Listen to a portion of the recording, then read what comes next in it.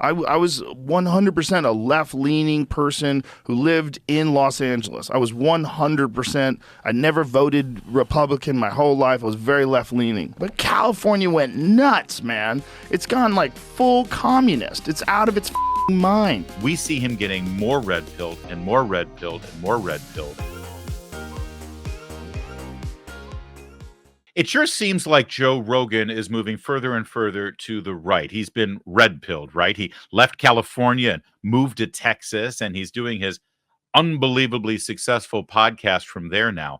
But the more we see Joe Rogan and the more we see him interacting with people who are from the conservative spectrum, we see him getting more red-pilled and more red-pilled and more red-pilled. And this latest clip, this may be the tipping point. Take a look. Austin people are great people. They're really nice. They're nice. They're not heads. They're not Hollywood people. They're not lost in this fake world of leftist ideology that everybody's trapped in.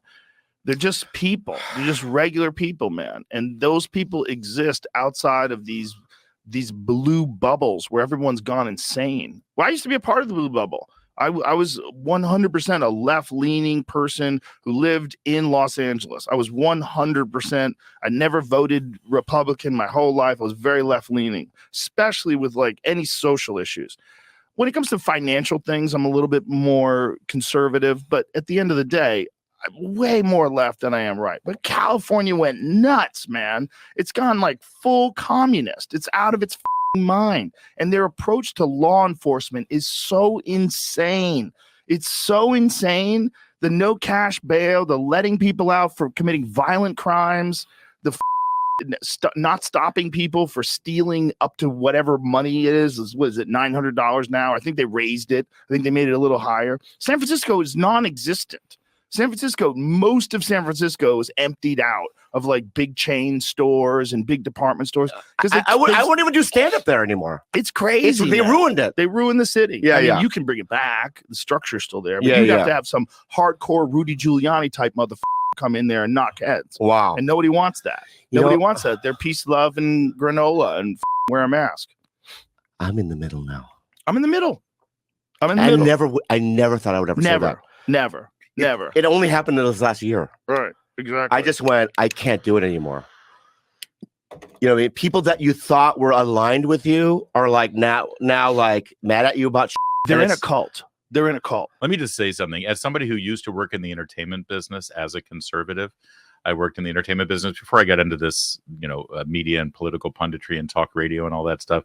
I was in management in entertainment. And whenever you hear an actor or a comedian in this case, or a journalist or anybody like that, when they're working in the arts and the entertainment business, whenever they say, I'm in the middle now politically, I'm in the middle, that means they're conservative.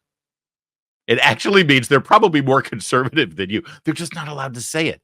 That comedian there who just said, I'm in the middle now, he will never work again if he says he's conservative. If he says he's in the middle, he's going to lose gigs, but he'll still be okay. He'll still eke by. When they say they're in the middle, it means they're a conservative. Another clue, if you see an actor, any celebrity say that they're a libertarian, it means they're a conservative Republican. That's the language. Trust me on this. I've seen it thousands of times. But watch the rest of this. This is so important. Mark Andreessen, who's a brilliant venture capitalist guy, explained it to me in very clear terms, like what the definition of a cult is, how you can get excommunicated, how you get shamed for having differing opinions, the group think, he's like, it's a cult. And he's right. He's 100% right. Yeah. It's just hard to say because then people in the cult will attack you. But they're not attacking you for a reasonable, it's not logical. Like the way they're attacking you. They're attacking like someone attacks religious beliefs. Yeah. And some of these religious beliefs, it gets into these weird gray areas, like trans people in women's bathrooms. Like, says who? Yeah. Says who? How do you know that's a real trans person? How do you not know that's a creep that wants to pull his dick out in front of kids? Because those are real. Spa. And if that guy was a convicted sex offender. Yeah. And he was doing that. Look, those guys are real. It doesn't mean trans people aren't real also, but those guys are real. Yeah. And to even say that those guys are real, you get excommunicated. You get treated like you're a Nazi. I never even cared about it. Didn't care at all. Yeah, I mean, whatever you are, I don't give a shit. You know what I mean? But it's like, I can't do it anymore. I think it's engineered. I really By do. who? By China and by Russia. Oh, no, Chinese. Yeah, I think what they're doing by manipulating social media, manipulating algorithms, I think some of it is natural. Don't get me wrong. I think some of it would. Does he seem in the middle to you? Based on that extended clip there? No, not so much. The red pilling of Joe Rogan is one of the most incredible stories of the last decade or so. And it continues, and it's important. Listen, this is the most watched, listened to, and influential podcaster on the planet Earth. And when he says stuff like this, it makes a difference. And I know a lot of you were like, oh, well, he's trashing California. He's talking about California as a disaster, but that's, that's California. That's fine. Joe Rogan left California. He went to Texas. Other people are going to leave California, let California wither and die, right? Well, let me just remind you of something. Here's the Vice President of the United States, Kamala Harris. Her last gig was as the senator from California. Here's what she just said at a gathering of lawmakers on Capitol Hill from the state of California. And we take great pride in what we know we can have in terms of impact for each of you, for your constituents directly. But by extension, the impact you have on our state and therefore on the rest of the country. And you take that work very seriously. And, I maybe with a bit of bravado will repeat what I think we all say. So goes California. Goes the nation. God, she terrifies me. And she's absolutely right. Listen, the most powerful and influential lawmakers in Washington, D.C. are either from California, Los Angeles, or San Francisco, or from New York City. I mean, Kamala Harris, Nancy Pelosi, Hakeem Jeffries, Chuck Schumer,